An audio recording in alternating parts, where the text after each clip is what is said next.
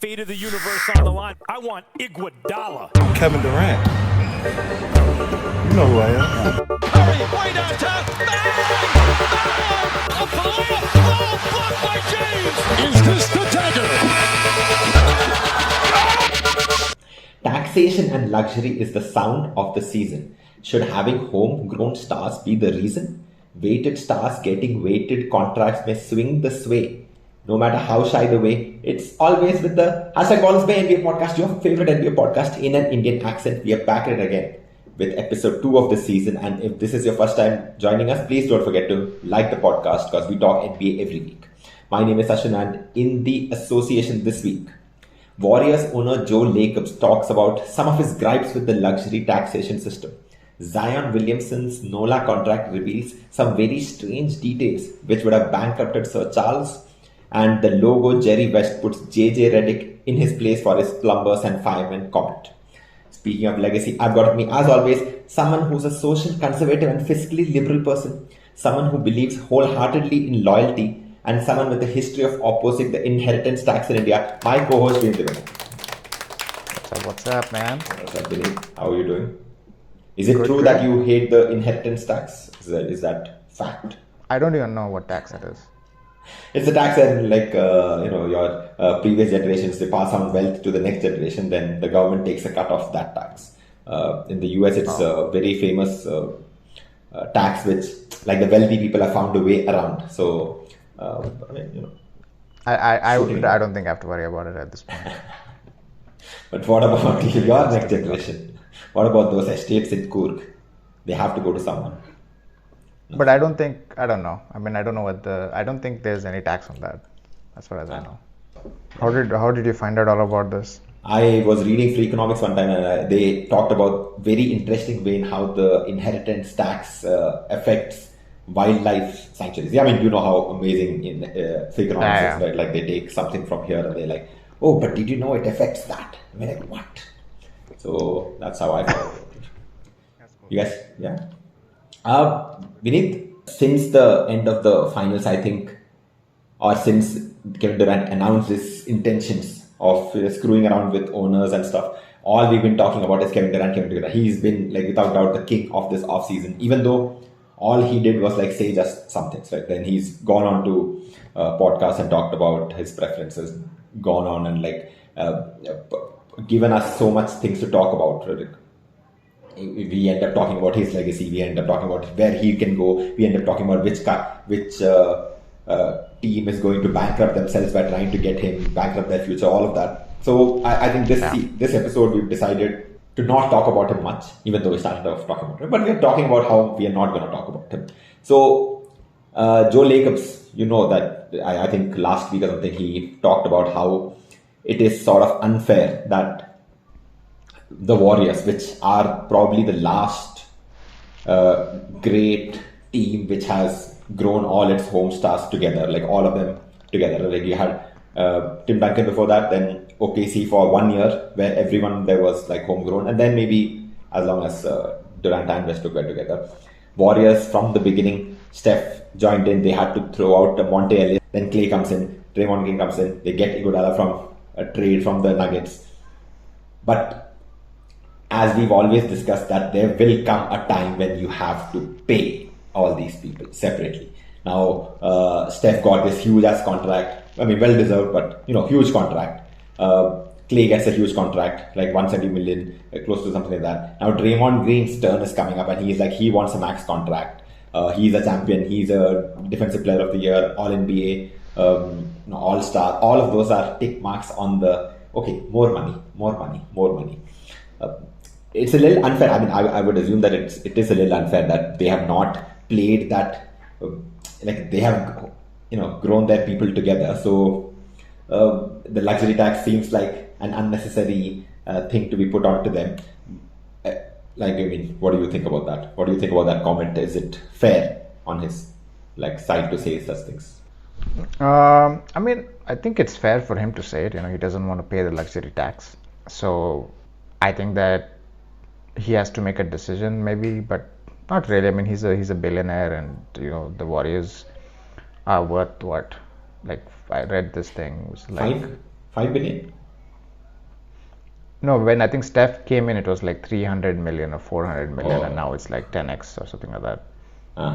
close. So I would imagine that nobody feels sad for Joe Lacobs, I mean, so I'm okay with him.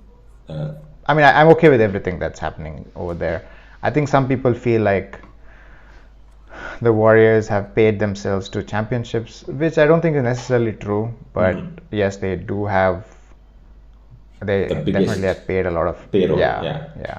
yeah. But that's okay, I guess. I mean, I guess the question, see, I think I know this is something that you're very particular about. Like you are, I think we had this, you had this chat with someone on Bill Simmons' post about getting stars the right way or getting stars by buying them.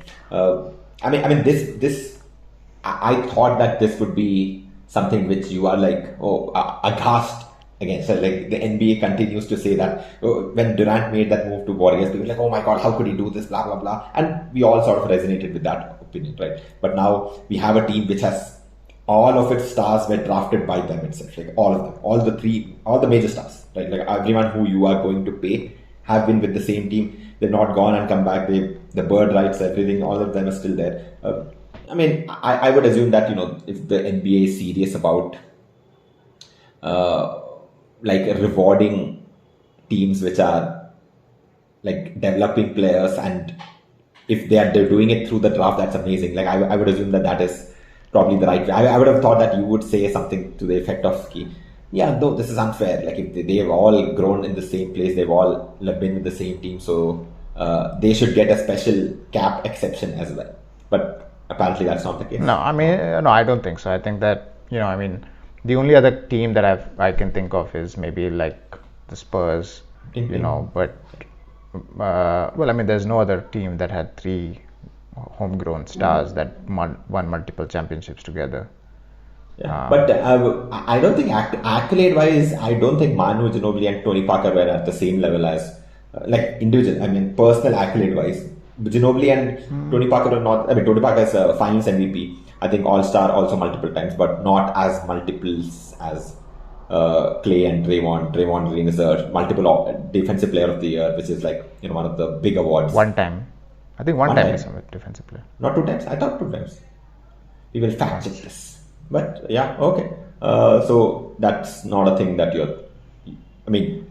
No, I mean, they have to make a decision. Draymond has to make a decision. Does he want max or does he want to stay? And if they can pay, then they can pay him. I mean, I think that's a decision that they all have to make. I mean, I don't think that they need to be penalized or they need to be given like extra. These are the rules everybody plays with. You were lucky and you made certain moves that allowed you to be so successful for a long time. KD took a salary cut to play with the Warriors. Like he could have, when he made that move, he could have asked for the highest that he could get, and that would make it very difficult to get Andre Iguodala, so on and so forth. So I think someone will take the lower amount, and it's probably going to be Draymond Green. But obviously Draymond Green is going to come off as like the man who sacrificed his salary, and I'm sure he's going to play that card really well.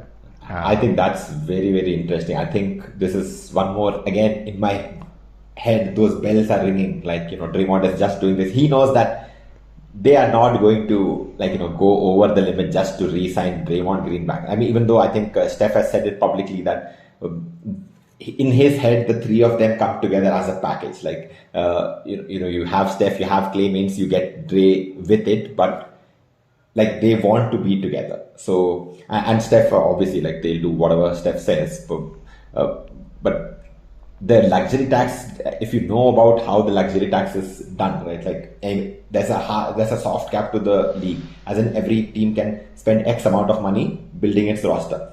Every $5 million you go above it, you have to pay $1.5 for every dollar that you go above that limit. And then if it's more than 10 million, then there are $2.75. Then like it's a big explainer video. Hopefully, if we can make one, we'll make one. To show it, but it's already there on the internet. But it's really expensive for them to keep doing this now. I think we both know that billionaires hate spending money for like they just want to get as much bang for the buck as possible, like pretty, Unless it's Steve Ballmer. unless it's Steve Ballmer. I mean, Steve Ballmer, But, yeah. But he's like a billionaire like 50 times over. So like Yeah, he he's doesn't really 68, 70 billion dollars. That's a lot of billions. But he's also one of the like in luxury tax people who've been his team has been paying the luxury tax for a while. Then there are stipulations like luxury tax. If you're a repeat offender, then you get taxed even more, and the payroll gets like highly inflated. I don't know. I think like Steph said that, but do you think Draymond Green is a valuable addition to any other team, or what team can be like, okay, let's take Draymond, that is our step to the championship, sort of like a Rodman, sort of an addition to the Bulls of that time. Does that make sense to you? Yeah, I mean it could be, but I can't think of any team where he could. Maybe the only team I can think is the Mavs. Mavs, okay. Not the Bucks. I would have thought that Bucks would be like. There's one more angry person. You take Brook Lopez, they give us Draymond Green. I think Warriors will be happy. No, like I mean, I don't know if his because in that Nets final, because in that series against the Celtics, I thought that they really missed that person who would distribute the ball properly to the right people at the right time and set those screens. I mean, of course, like Draymond Green has had the luxury of being around two of the best shooters of all time, and all his illegal screens have been like, okay, this is fine. Like he's lived in a place where he sets the screens outside the perimeter, and everybody from there is like Arjuna from Mahabharata. I don't think there's any other team like that in the NBA, like which has Steph and Clay. But I don't know, Bulls maybe no, but Bulls have a proper point guard. Like some team which needs sort of a point forward guard, like very run and fast team. I don't know. What were you thinking? You were thinking. I said Mavs. Mavs, correct. Mavs also don't have a proper point guard, right? Like Luka handles the ball, but he could use some toughness wala help, some bone jarring screens. Oh. What about the Clippers? Clippers could also use someone like him. But he'll want to get paid. If he's moving away from there, I'm sure that he wants to get paid. No, he's not. He's not moving. I don't think he's moving. I think that, I mean, obviously there'll be like severe negotiations. I mean, they got rid of Andre Iguodala, man. I mean, they can get rid of Andre Iguodala. They can get rid of Draymond Green, right? They traded Andre Iguodala to get Kevin Durant. No, not to get Kevin Durant. No, not to get Kevin Durant. After that season. After that season, yeah. So. And then he came back. Just like Derek Fisher. He came back, yeah. So they'll do the same thing with. They'll realize. I mean, see, everybody wants to be in winning situations. Correct. Because when you win, people bask in that light of winning, whether they have any contribution to it or not. Right. And so, I think Draymond knows that. Like his whole value is that he's a winner, and this and all that bullshit. So like suddenly, if he goes to like the Orlando Magic, and everyone will realize that, oh my god, like Draymond is shit. So it is in his best interest to be with the Golden State Warriors, even if he like has to take like whatever $30-40 million less. That's what I think that he will do. Who gets hurt more by Draymond's departure, Draymond or like the Warriors? Because, I mean, if you have to give him credit, he's a dogged defender. He knows how to set that screen, and he knows the plays inside out. Like, he's probably that, the running playbook. He knows all the plays. He knows how to play. Smart player. I'm sure there are other smart players in the NBA also, but like 2013, there's like 9 years he's been here in this team. Like, this is part of his identity. Like, the team and him are like sort of inextricably linked, right? It's not very easy to do what he does. But I like, to play that defense, be that sort of soul of the team, because he's the one screaming around at everyone, blah, blah, blah, enjoying being that Rasheed Wallace sort of a guy. I think that Warriors would not want to lose him, but who is more substitutable? I think at the end of the day, it all comes down to like your price is determined by whether you are easily substitutable or very difficultly substitutable. Yeah, I mean, that's true.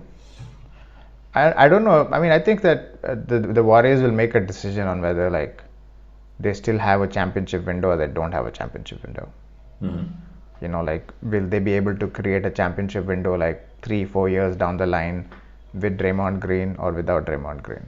So I think that's like a decision. I mean, like I said, I don't feel sad for anybody on this whole discussion because like I think Draymond will still make enough money. I think Joe Lacobs will make enough money. Everyone's gonna make money. Like this is like a discussion of like riches. It's like, oh, will Draymond Green give up $5 million? And if he can't, then that's fine. Like he's still gonna be a rich man. I think it's going to be more than that, right? Like they might want to take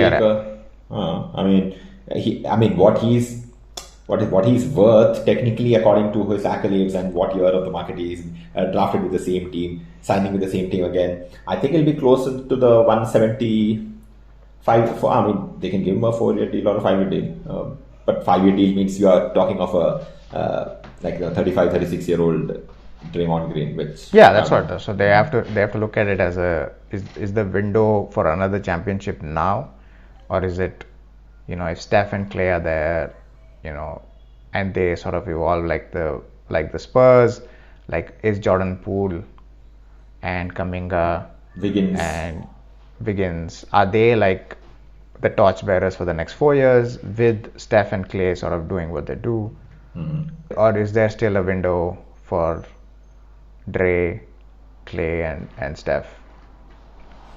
That's the decision to be made. Yeah. It's not a difficult decision, You're saying it's not a difficult decision? No.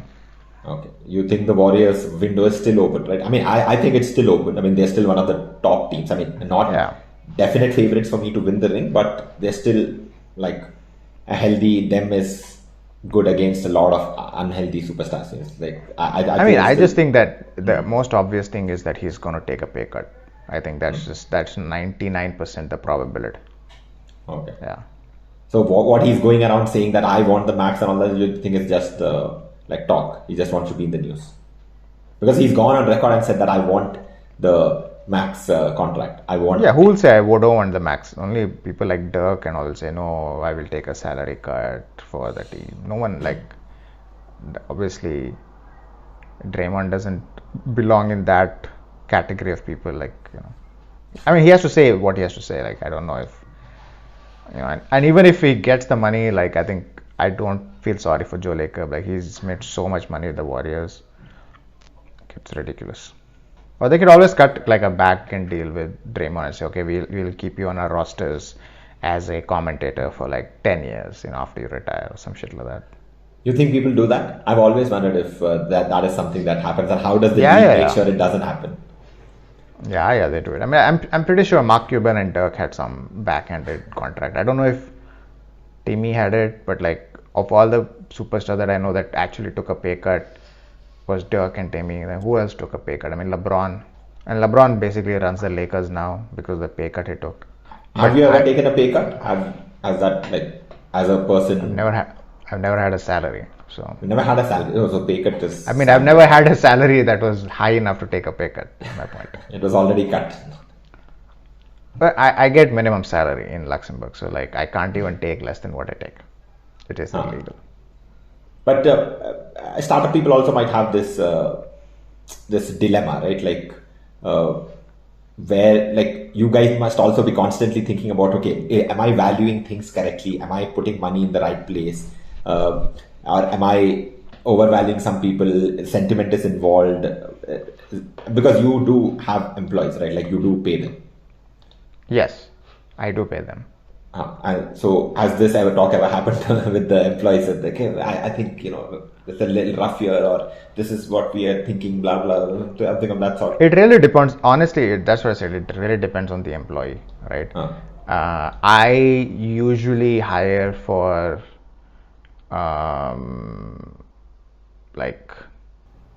for honest and hardworking people over skill set. I feel like people who are sort of devious and cunning are horrible to work with, however skilled they are. It's not what I want for myself. So even if the skill set is not as great, if someone is a hardworking person and shows that they are honest and earnest in their job. So I've never faced a situation like someone has come to me and said, okay, I want a higher salary, and I said no, and they throw a fit. Like it's usually like they understand the situation the company is in, and I've been very blessed that for a long time a lot of people took low salaries, and so I think if you find the right people, you don't have to really. So for me, I never had that issue. Like I never hired somebody who I thought was sort of cunning and like selfish. Coming back to lighter topics, Vineet, like New York took Jalen Brunson with them, but Jalen Brunson by himself is not that much of an improvement over what New York was last year. The talks are very, very serious about a Donovan Mitchell trade to New York Knicks. It's supposed to happen like anytime was bomb incoming. That's gonna happen anytime now. Donovan Mitchell, Jalen Brunson, two small guards. One of them absolutely horrible on defense. Second one is your Jalen Brunson. I mean, a little bit at least. He's a little more stocky. They still will have Julius Randle. New York has said that they don't want to do a RJ Barrett for Donovan Mitchell trade because they really value RJ Barrett a lot, according to their analytics. Okay. I mean, I can't again see two small, not great shooting like both of them. Not ball dominant, but like hard-headed, going inside, doing these like crazy acrobatic, young, youthful things.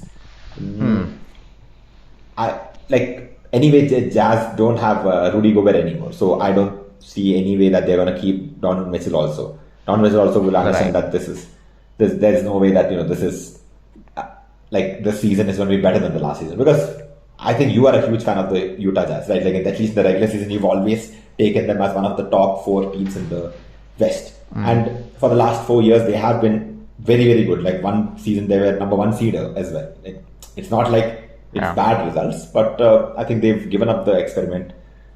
What makes a Donovan Mitchell to New York trade great for the Knicks, or does it make it great for the Knicks? Yeah, I mean, it definitely puts the Knicks in a better position. Donovan Mitchell is still he's a young guy. He's good. He's extremely skilled. So he definitely adds to New York. Plus, he's a star. Like it would be great to have him in New York. Like it's always good to have the New York fans excited. So, so I don't think that there is a downside for Donovan going to New York, and for Don and for Utah Jazz. Like, is it a championship team? No. Is Donovan going to be in the playoffs? Maybe. But just from a trade perspective, I think it works out for all parties. It's just a matter of like, can New York give what Danny Ainge wants for my main man Donovan? So that is the big issue. I mean, defensively, I don't think there's much difference. They get a superstar. It's always good to have a superstar rather than not have a superstar. Last year, Julius Randle just it doesn't matter. Is my point. Is like you either have Donovan or you have Fournier. Donovan is better than Fournier many times over. So it's definitely going to be a better team. It's not like with Fournier they are a much better defensive team. That's not true.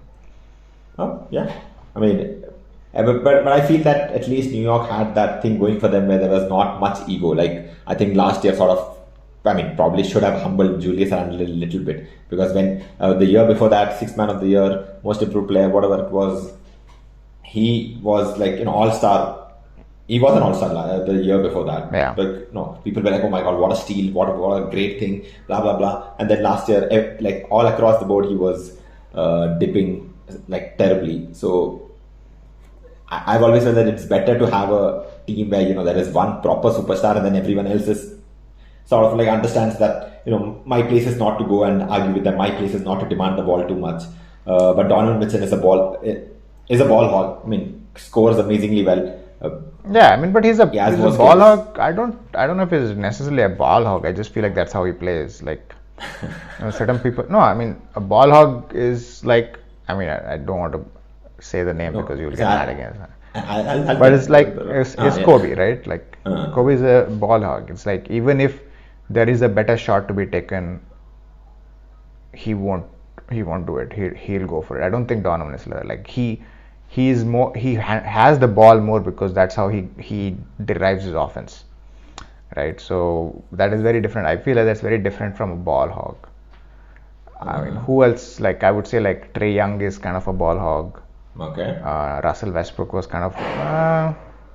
No, I mean, Russell Westbrook is such a great player. It's just like, just IQ wise, a little bit. He's not there when it, like, the right decisions. Like, I think he gets. Because I don't think Russell Westbrook is a selfish player. I don't think that he is the kind of player that doesn't want other people to like succeed. Like, you know, he wants to pass the ball. He wants people to get their numbers. Like, he wants the team to win. But so I don't necessarily call him a ball hog, even though if you look at his usage percentages, it's ridiculous, right? When he was, you know, like, really good. So I don't think there's very few players that exist today that are like sort of ball hogs. I would say they have high usage. You know, like So- would you say Luka is a ball hog? I don't think he's a ball hog. I mean, I You know, think he makes the right play. He makes the right play. He always makes the right play. Well, I mean, his team is shit. That's very different. So you can't be a ball hog on a bad team because if you give the ball away, then Yeah, that play is done. yeah. Like, for example, I don't blame Kobe for playing the way he played when the Lakers were shit. That's fine. You know, you're the best scorer in the team. You go, you take your shots. And that's fine. But he was a ball hog when Shaq was on the team. That's the part where I have a problem with, like, from a ball hogging perspective. You should know when to hog the ball. Yeah, I mean, and if you're a great player and the rest of the team is like shit, it's up to you to, like, either elevate the team or just do everything by yourself. You know, and sometimes when you try to do everything by yourself, you lose, and you can't elevate shitty players. In very surprising but sort of like a very smart move, Zion Williamson recently signed a deal. He's close to 22 now. He's going to get paid a lot of money, but the payment comes with certain terms and conditions, which I think, I'm not sure about it, but I have to look at the archives, but I think, Vineet, you had predicted that they had to keep some sort of incentives related to his keeping himself in check and making sure that he doesn't go too much up, down, blah, blah, blah, you know, makes himself available for the Pelicans. And very surprisingly, it has come true. But the terms are pretty interesting for me. What are the terms? Yes, so, I mean, he's owed 193 million, like that would be his contract. But if he's able to make an all NBA team, win MVP, or be named Defensive Player of the Year next season, he could make as much as $231 million over those 5 years. And this is like his first rookie extension. So in the terminologies, in the NBA terminologies, these are called escalators. Like, they take your contract to the next level. Like, you get a All NBA. First team all NBA or just all NBA? All NBA. I think he can make all NBA.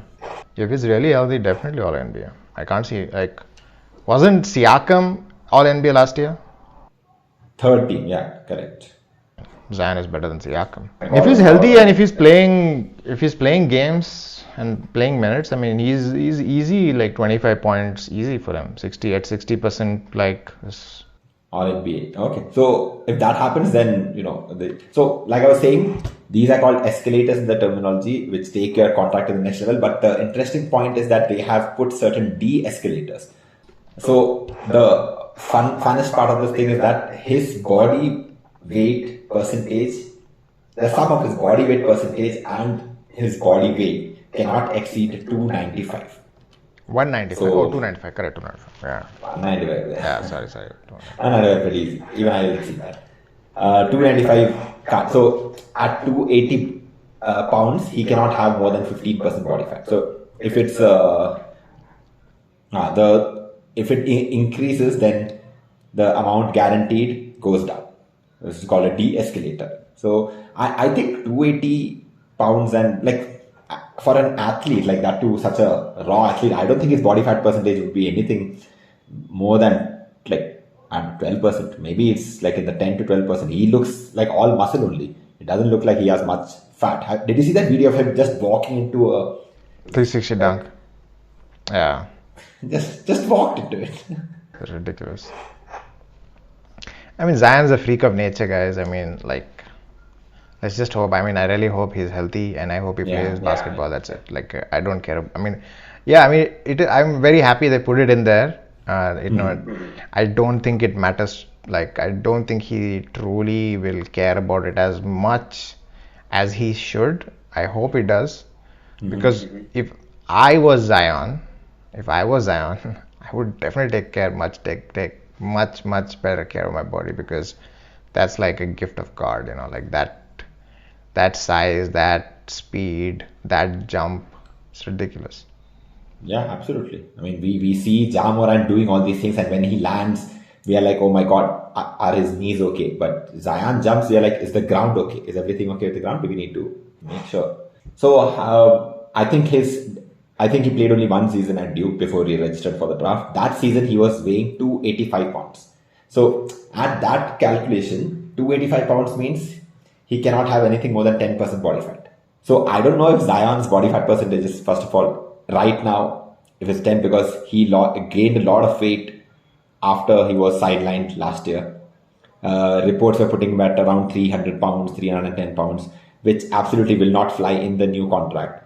But I don't think the contract kicks in yet, so he still has time to sort of understand his body, tell himself that I'm putting a lot of money on the line by, like it's easily some 30-40 million dollars that he might lose out just because he's not taking care of his body. And so, quick question, yes or no sort of thing. Do you think he'll be able to hit those targets? 295 is the target, body fat plus Yes. body fat percentage plus body weight. You're saying yes? Yes. Okay. I mean, I did not know that he weighed 285 pounds. I thought it was like 250, 255 pounds. No, he was 270 when he came in. I think 275 or something. 275. Okay. That's And LeBron was 260 when he came in. That was a big not man. when he came in. I think he No, he was 260 when he came in. 260. Really? Wow. Yeah, that's what big they man. used to say. He was a big man. LeBron's no joke, man. No. It's just, gonna be number he's one got on probably Knicks like list. some 7% body fat. Everything else is just pure muscle only. LeBron's like, yeah, it's amazing. I mean, if you spend 2 million on your body every year, then you better be in like great shape. That's my point, is like I was trying to say, is like if I was Zion, like, I mean, I think like obviously LeBron is smarter than Zion, where LeBron I think realized it, like, listen man, this is all a gift of God. Like the fact that I can jump like this and dunk like this and like run so fast has nothing to do with my like, I haven't trained for any of this. I just woke up from the bed and I could like, yeah, so I better like take care of it. This is my escape from this. It could have been a really tough life for him, but I mean, let's not compare LeBron and Zion, but you're talking about in terms of pure raw freakish athleticism that they have been gifted with. One person has made sure that they do everything possible to take care of it. I think a little unfair on Zion also, because like he is much heavier than LeBron, like shorter and much heavier. So I don't think the things work. But like you said, I think one person decided that this is going to be his escape from poverty, and he better make sure that he becomes like a billionaire is now. So I think he's done some right things there. But do you think this is the way future contracts are to be built out? Is this a sign of future times to come? Because Kyrie Irving, Ben Simmons, those examples from last season where they didn't play much and they're still getting paid for that thing, I don't think any team is okay with that, like unless there's a legitimate reason. Do you think these are terms that will be built into contracts now for performance, or like, what is it called? Is it incentive based? I don't think it's, okay, maybe some sort of incentive based thing, but showing up will be cause for escalations and de-escalations. Is this the way? I think it's already. I mean, I don't think this is new. It's just that now we know about these things, and honestly, it just depends on like negotiation power of the player, and what the player is willing to take as his or her responsibility. I don't think Kyrie and Ben Simmons, like, those are the kind of players that take responsibility for their actions. It's okay.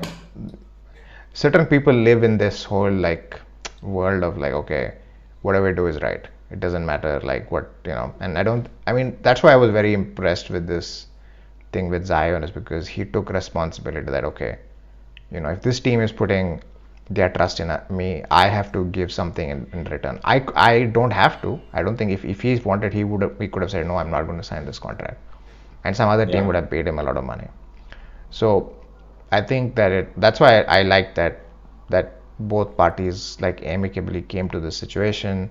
I think this is a good situation for everybody. But some people are just shitty people, like I think Kyrie, Ben Simmons, they're just, they fall in that category, and then they'll say, oh, but there's nothing wrong in negotiating. It's like, yeah, okay, fine. I mean, there's nothing wrong in it, but it doesn't mean you're a good person, you're just a shitty person. And, that's fine. Till you're willing to accept it, that's fine. There's nothing wrong being one as long as you understand that you are one, and that's why the perception around you is that. That's kind of how it should be, I think. If there's a market for Kyrie, he'll make money. If there's no market for Kyrie, he'll not make any money, right? That's just how it is. And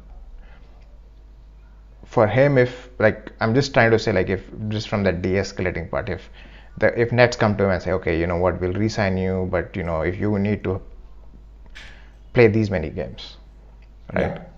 And I think knowing Kyrie, he'll just be like, no, why should I? This is like slavery, he'll bring some obtruse meaning to it rather than simple responsibility. This is business, and we are paying you to show up, not to not show up. Yeah. And then once he says that, oh, it's slavery, it's bonded labor, you making me sign contracts, all that stuff, then I don't know, it's just, yeah. So I think that these kind of things always existed in contracts, and it was always worked out between the player and the management and the team and everybody, because everybody wants to win. Most people are good.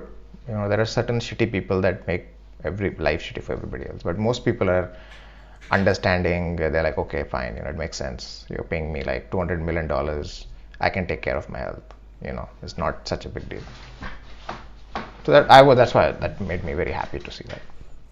On that note, thank you so much, guys, for listening. That's all we've got for this week. Before you check out, please like, share, subscribe, do all that jazz, and catch us again next week. Until then, say bye-bye, Vineet. Bye-bye.